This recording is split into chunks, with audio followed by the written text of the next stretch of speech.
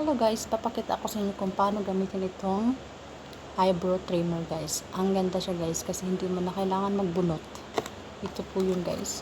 Ito po yung box niya. Ito yung loob niya guys. I-open lang po natin yan. Para siyang ball pen guys. Pero trimmer ito.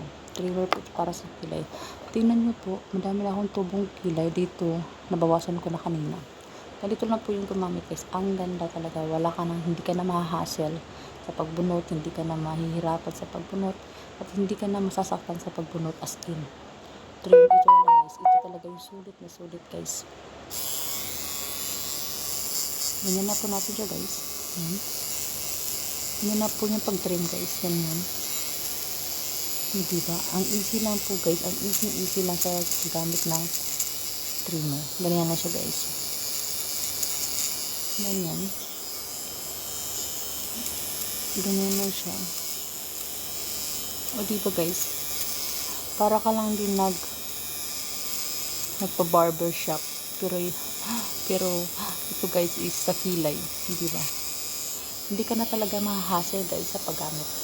At hindi ka na masasaktan. Dati kasi guys, nagbubunot ako. Ang sakit. Every bunot ang sakit. Naluluwa ako ngayon ito. Easy na talaga guys dahil dito sa eyebrow trimmer. Kaya check out na po sa Yellow Basket.